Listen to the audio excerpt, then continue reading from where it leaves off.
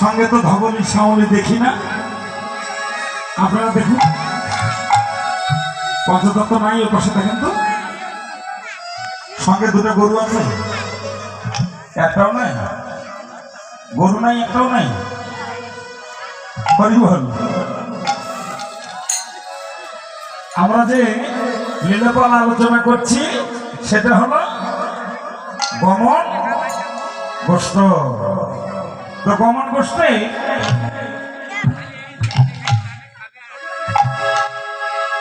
আমার গৌরাঙ্গ মহাপ্রভু গৌরচন্দ্রিকায় ধবলি আর শ্যামলীকে ডাকছে। বৈষ্ণব পদকর্তা বললেন দাপর লীলায় মানে পূর্ব লীলায় তখন কৃষ্ণের সঙ্গে তো নবলক্ষণ ছিল, তাহলে কীর্তন হয় দুই পাঠ। এটা কলিযুগ না, নাকি যুগ? কলিযুগ। তাই কলিযুগে ওই যে একটা কথা বললাম না, যে পঞ্চতত্ত্বটা আসলে কথা কুঞ্জে সামনে দিতে হয়। কেন? কলিযুগকে সম্মান করা। আমি যদি গৌর ছাড়া যদি গোবিন্দ ভজি তাহলে কি হবে? আচ্ছা, ওটা হলো পরের কথা। গুরু ছাড়া যদি গৌরাঙ্গ ভজি হবে কি? হবে না।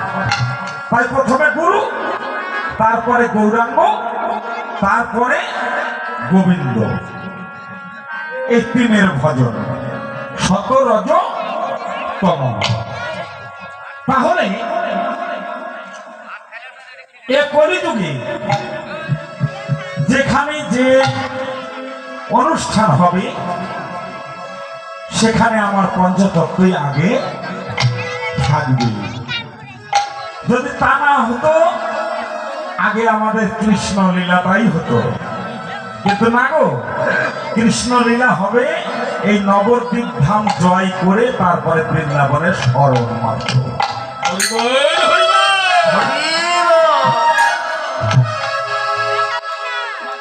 এই ছোট্ট বদনের কথাগুলো কি আপনারা বুঝতে পারছেন?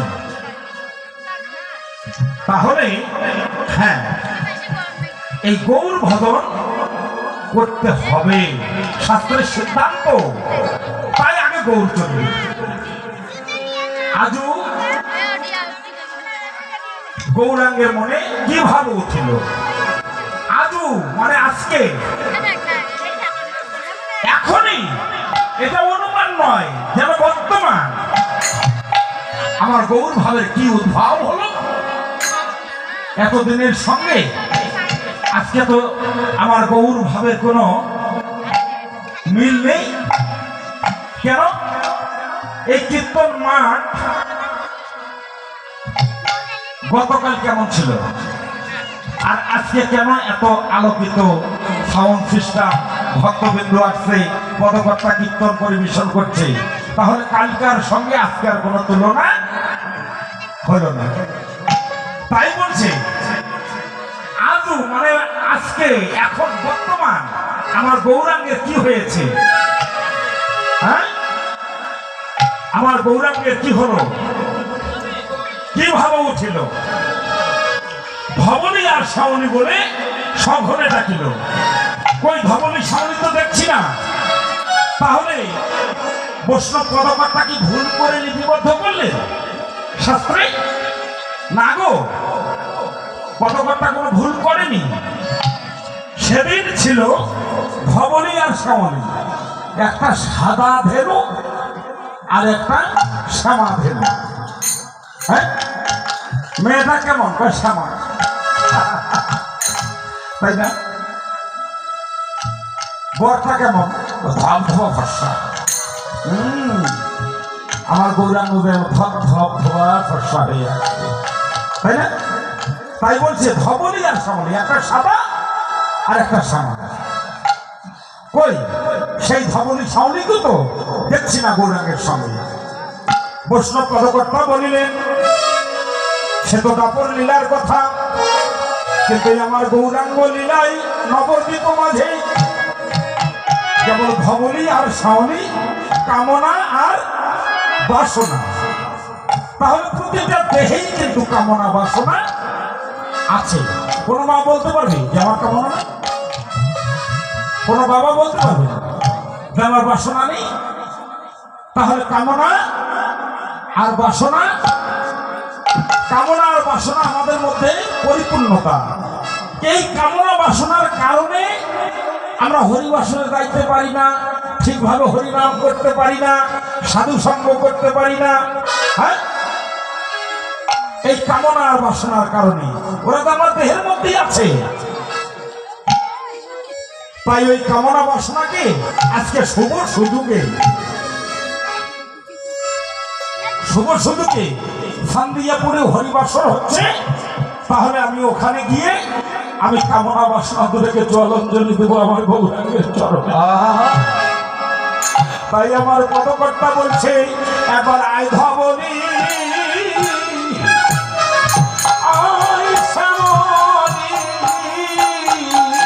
একবার আয় ধবলি, ওরে আয়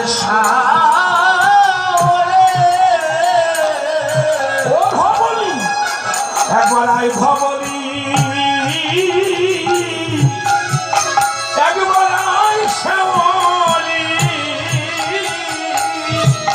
একবার আয় ধবলি, ওরে আয় শ্যামলী। এই যে গৌর ভবেতে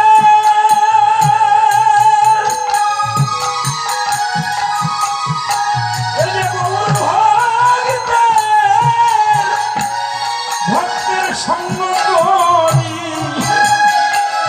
একবার আয় ধবলি, একবার আয় শ্যামলী, ওরে গৌর ভক্ত,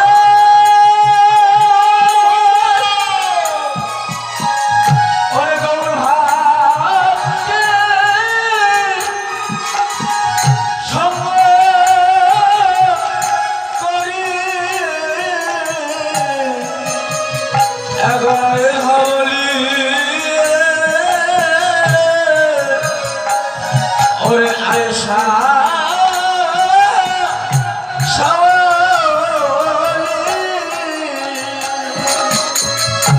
এই যে কত ভক্ত, এই যে বসে আছে,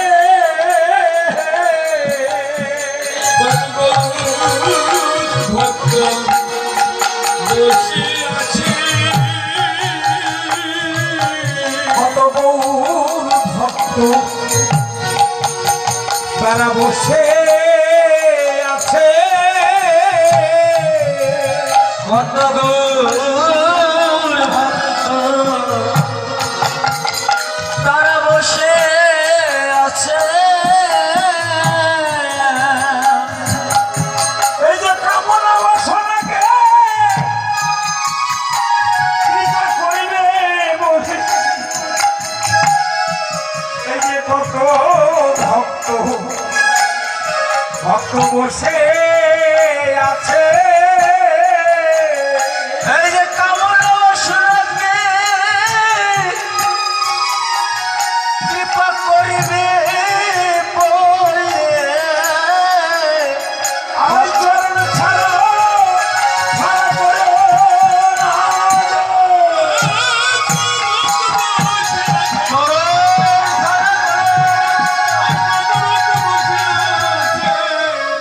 চরণ সারা করোনাবার ধবলি সাগরে বলে সাগরে ডাকল রে।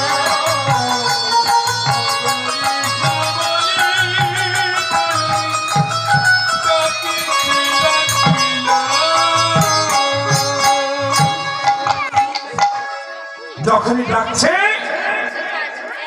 তখন কামনা বাসনা আর কি করে? হ্যাঁ, দেহ মন প্রাণ কয়টা হলো? দেহটাকে তিন ভাগে বিভক্ত। প্রথমে এই দেহ, তারপরে মন, তারপরে প্রাণ। আপনি যদি কোথাও যান তাহলে আগে কিন্তু আপনার মনটাই যাবে। মনটা যদি যায়, হ্যাঁ বৌমা যা হয় হোক, মন যেহেতু গিয়াছে শান্তিপুর হরিবাসরে, সেহেতু আমি সেখানে যাব। তাহলে দেহটা যাবে সেখানে, আগে যেতে হবে মনটা, তারপর যাবে দেহটা। ওখানে যায় কি যে আছে কপালে জানি না, তারপরে বুঝি যায় প্রাণটা। প্রাণ কখন যাবে? পরে, তাই না? হ্যাঁ, ও প্রাণ গেলে তো সব শেষ, থাকবে কিছু? তখন বাঁশ কাটো, শ্মশানে নিয়ে যাও, সেই গতি হবে। তাই দেহ, মন, প্রাণ তিন ভাগে বিভক্ত। যদি কোনো সাধু গুরু বৈষ্ণবকে যদি আশ্রয় করে থাকেন, তাহলে দেহ, মন, প্রাণ উজাড় করে এই চরণে নিবেদন করে দেবেন।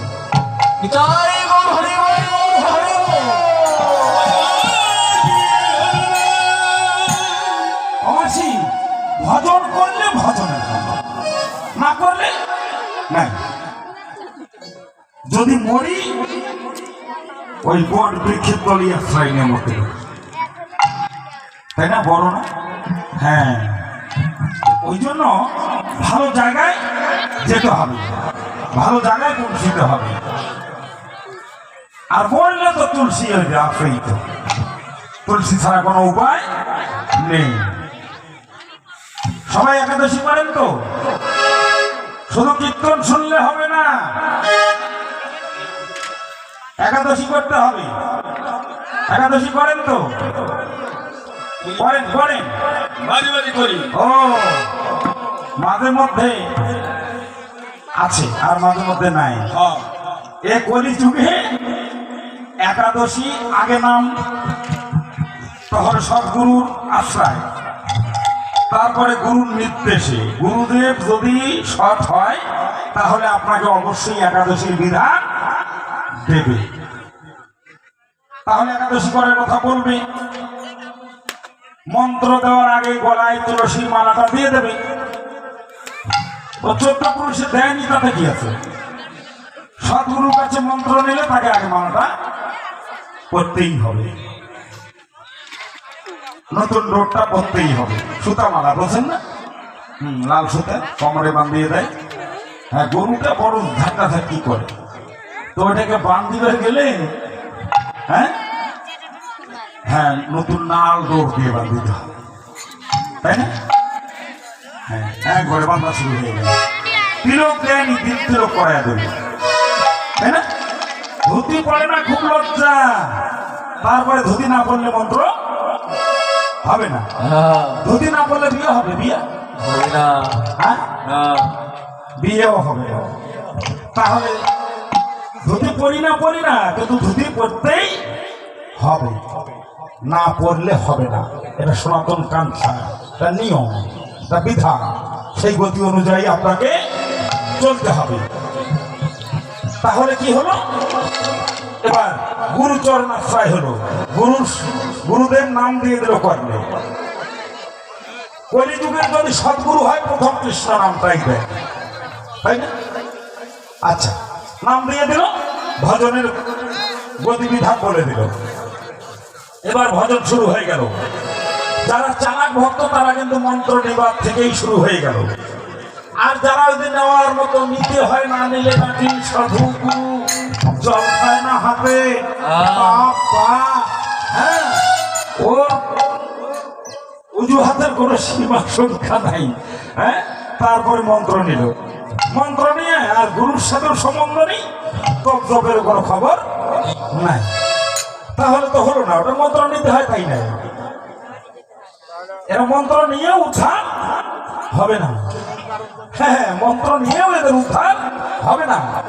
আর যদি যাজন মাজন নিয়ম গতিবিধান যদি আমার ঠিক থাকে, তাহলে আমি মন্ত্র নিয়ে এই কৃষ্ণ নামেই আমার এই ভববন্ধন খুলে যাবে। এই ধরাধামে দুঃখ কষ্ট ভোগ করবার জন্য আমাকে আর কোনোদিন আসতে হবে না। জয় জয়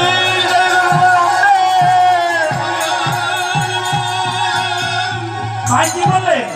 এবার প্রশ্ন পদকর্তা বললেন, এবার তোমাদের সব কিছু সাধুগুধু হয়ে গেছে। এবার এই যে কখন জানি বাজবে, এই যে সিঙ্গা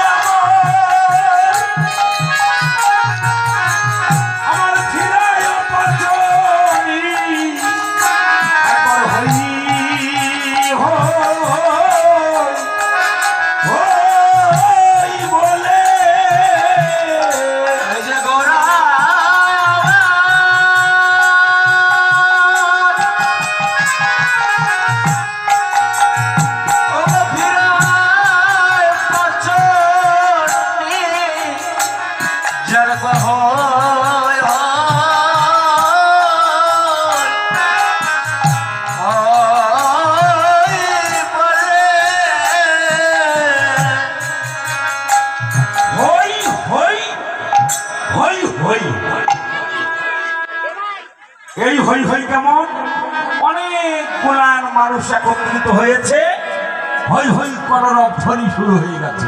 সেটা কেবল হই হই। আর গুরুদেবের কাছে মন্ত্র নিয়ে কর জপিয়ে আস্তে আস্তে ভগবানের দিকে অগ্রসর হচ্ছে। হই হই বলিয়ে এই যে গুরুদেব তুমি যাহা বললে আমি তাহাই করব। আমি তোমার চরণে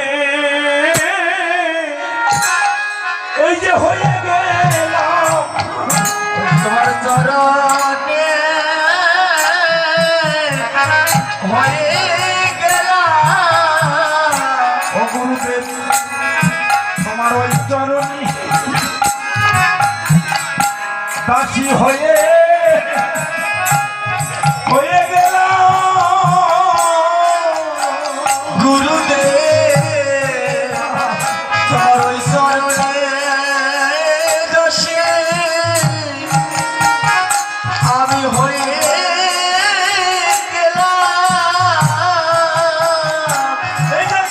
করে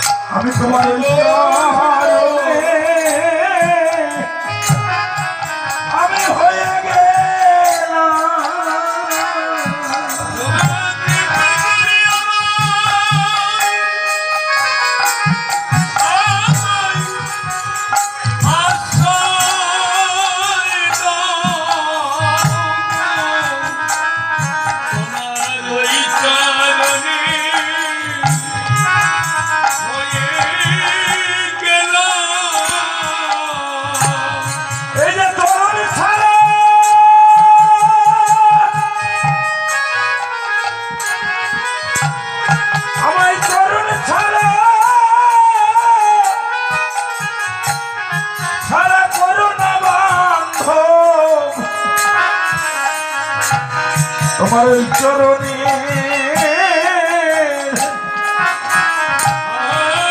আমি দাসী হলাম। আমার সরল সারা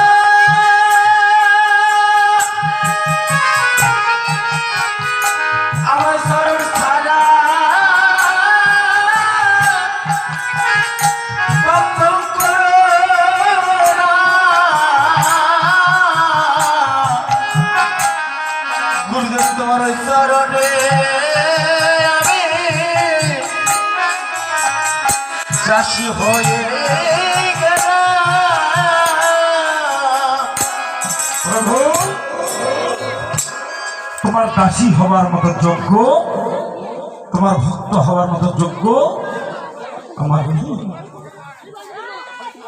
তুমি যে মন্ত্র দিলে তাহা যদি আমি যত্ন করিতে করিতে তোমার ভজন সাধনে আমি যদি রত থাকি, তুমি কৃপা করে করি সুগর চরণ আমাকে কৃপা করে দান করো। আমি যেন তোমার ওই চরণ ছাড়া যেন কখনো যেন না হই, তুমি কৃপা করো। জীবের নিস্তার লাগি নন্দ সুত হরি, ভুবনে প্রকাশিল গুরুরূপ ধরি। আপনি আপনার গুরু ভজন করে গৌরাঙ্গ লাভ করবেন, গৌরাঙ্গ ভজন করে ব্রজে যাবেন, ব্রজে গেলে রাধা গোবিন্দের চরণ।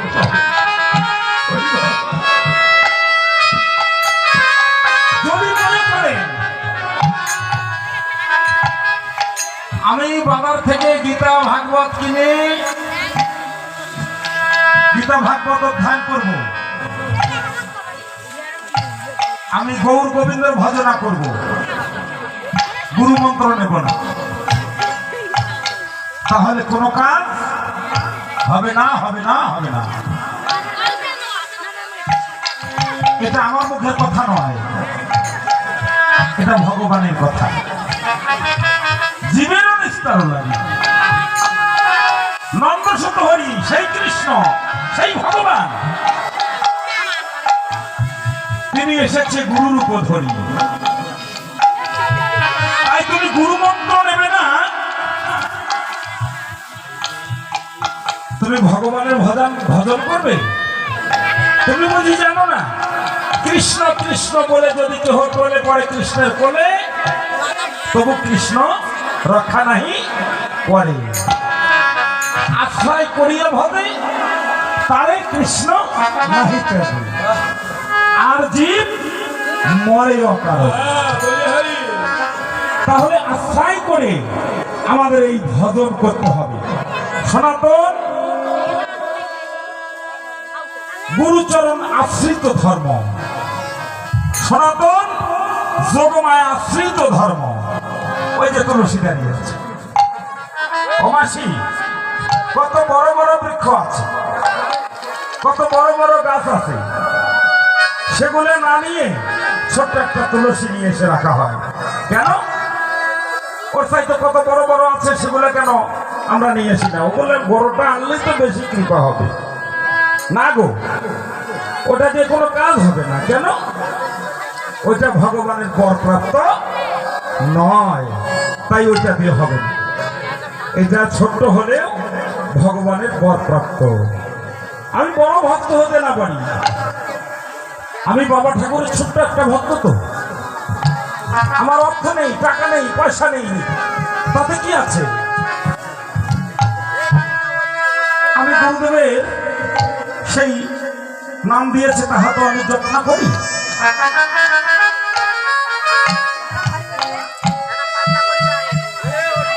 নিজে যদি বড় বড় মনে করি তাহলে তো বড় হওয়া যায় না। আসলে কথা তো ভজন, ভজন করতে হবে।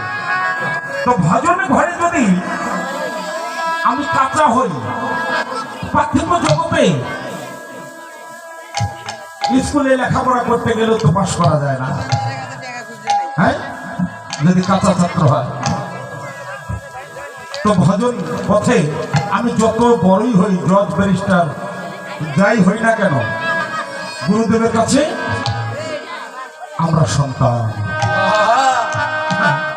গুরুদেব হলো পিতা, বাবা, গুরু মাতা, মানে গুরু হচ্ছে মা, তাই না? গুরু পিতা, গুরু হচ্ছে বাবা, গুরু হন পতি, গুরু বিনে এই জগতে নাই কোনো গতি। গুরুদেব স্বামী, সেই স্বামী কি স্বামী? তোমার এই ভাত কাপড় দেওয়ার স্বামী না গো, ভাত কাপড়ের স্বামী না। আমার গুরুদেব তোমার এই পরমাত্মাকে উদ্ধার করার স্বামী। তোমার দেহটা অন্ধকার ছিল, গুরুদেব সে মন্ত্র দিয়ে গান সারাকা দিয়ে ওই অন্ধকার ঘুরিয়ে দিয়ে দেহ খারাপ ফুল বাগানে পরিণত করবে।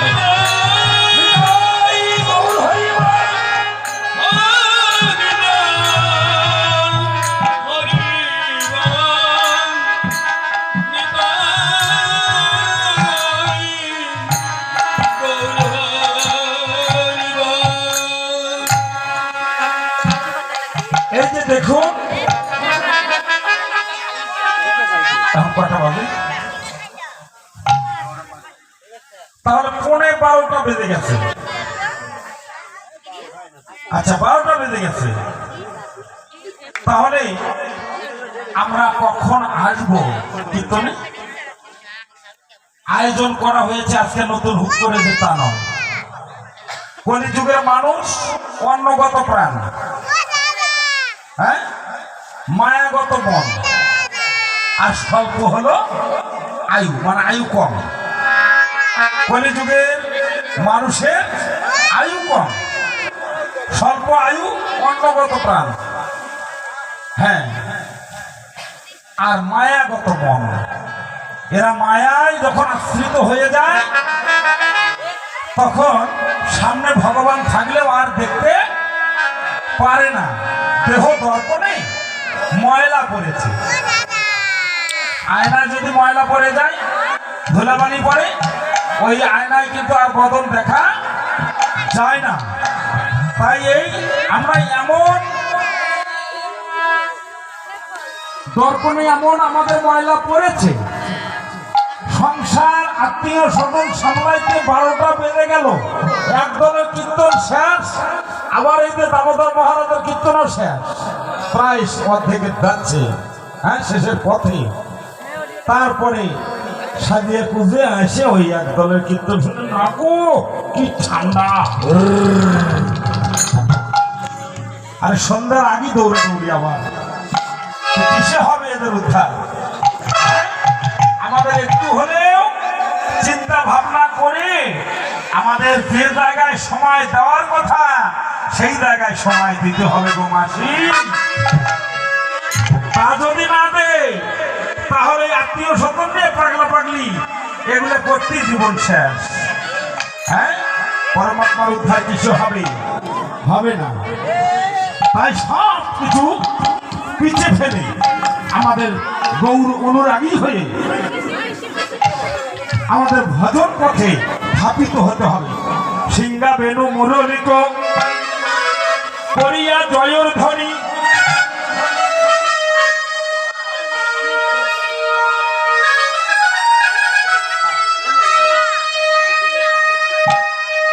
সিংহা বেণু মুরলিক করিয়া জয়র ধ্বনি, হই হই বলিয়া গোরা ফিরায় পাচনি। এই যে রামাইয়া সুন্দরানন্দ রামায়া সুন্দরানন্দ সতেলিতানন্দ, রামাইয়া সুন্দরানন্দ সতেলিতানন্দ, রামায়া সুন্দরানন্দ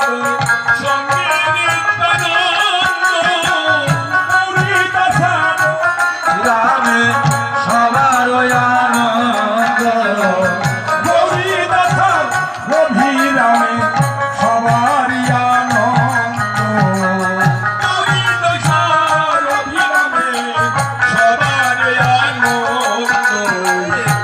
আনন্দ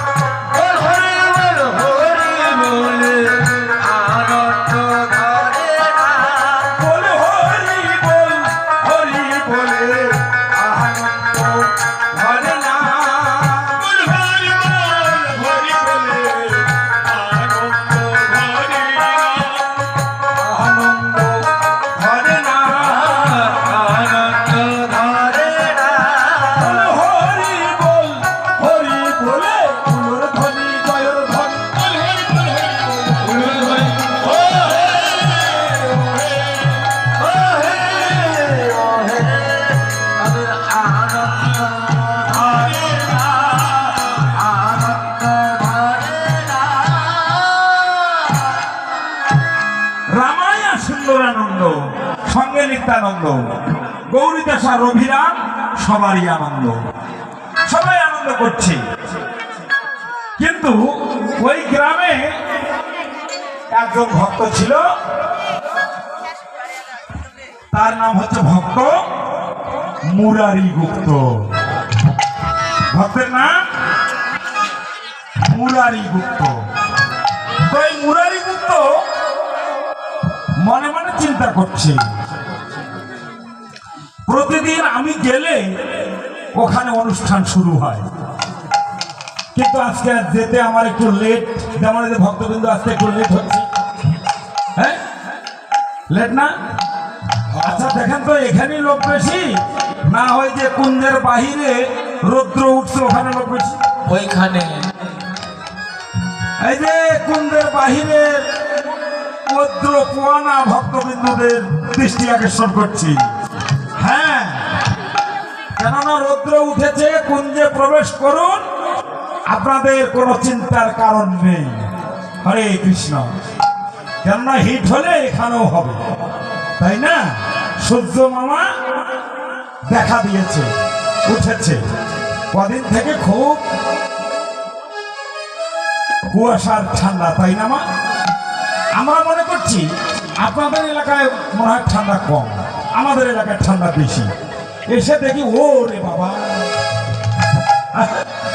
আপনাদের এখানেও ঠান্ডা, তাই না? হ্যাঁ, সূর্য মামা তুমি আজকে দেখা দিয়েছো, ভালো করে আমাদের সাবধান করো, এই কয়েকদিনের শরীরের জড়তা দূর করে দাও। হরিবল হরিবল। তো যা হোক, এখন এই ভক্ত মুরারি সে বড় অহংকারী, সে মনে মনে চিন্তা করছে আমি গেলে অনুষ্ঠান হয়, কিন্তু আজকে আমি যাই নাই এখনো, কিন্তু অনুষ্ঠান শুরু হয়ে গেছে। ওই যে মৃত্যু হচ্ছে, হ্যাঁ, রামাইয়া সুন্দর আনন্দ সঙ্গে নিত্যানন্দ।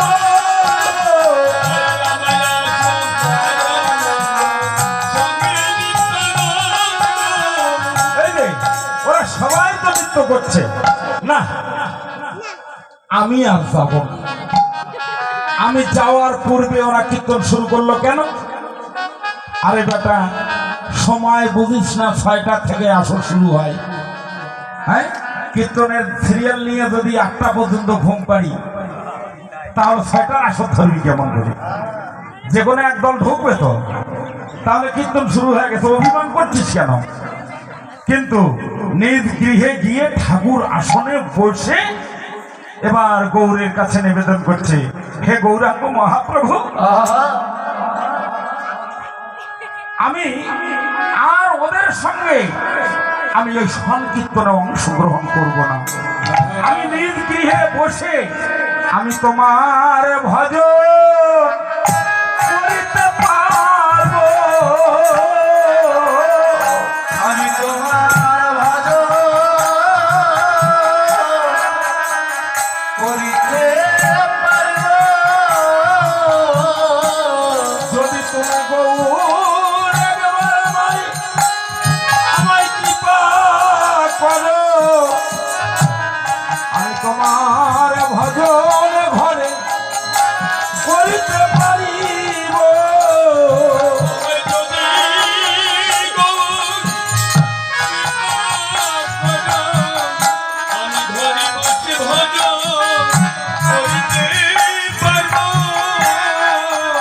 ও মাসি, আমাদের গ্রামে কিছু অভিমানী মানুষ থাকে না? বাবা, কালকে সকালের মায়ের সঙ্গে একটু ঝগড়া হয়েছে, আজকে বলছে কি ওই হরিবাসরে আর যাবো না। কি এমন অভিমান করে না? বাবা, তো বলতে পারিস না ওই যে ভাত খায় আমিও ভাত খাবো না? হ্যাঁ, ওই যে ঘুমায় আজকে ঘুমাবো না, এমন সংকল্প কর না।